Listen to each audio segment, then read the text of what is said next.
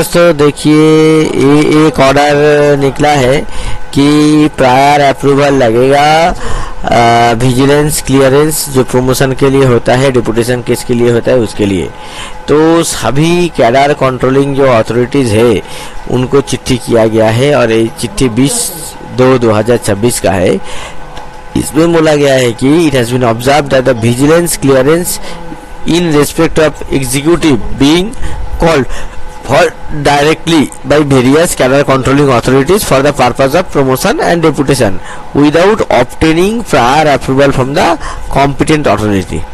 So in this regard it is hereby directed that the henceforth अब से जो भी विजिलेंस क्लियरेंस होता है, विजिलेंस क्लियरेंस कॉल किया जाता है, तो उसके लिए जो अप्रूवल कॉम्पिटेंट अथॉरिटी से नहीं मिलने से पहले ही किया जाता है।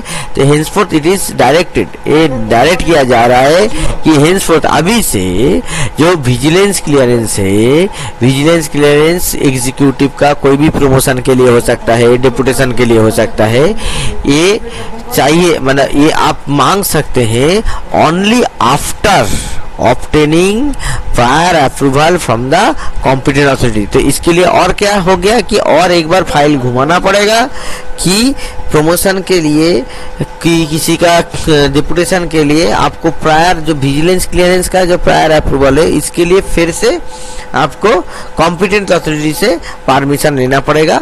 No reference to vigilance shall be made directly. तो विजिलेंस से डायरेक्टली ये अप्रूवल के बिना आप विजिलेंस क्लियरेंस नहीं मांग सकते हैं।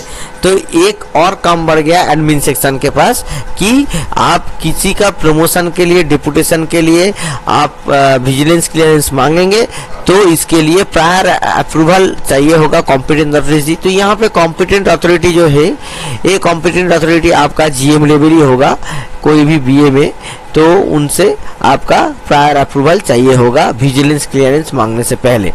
तो सभी कंसर्न को ये सूचित किया जाता है। और देखिए, ये दिल्ली का ऑर्डर है, तो अभी से ये जब से ये ऑर्डर लागू हुआ है, इसके बाद से आपको प्रायर अप्रूवल के लिए विजिलेंस क्लियरेंस जो है, प्रायर अप्रूवल चाहिए होगा विजिलेंस क्लियरेंस के लिए।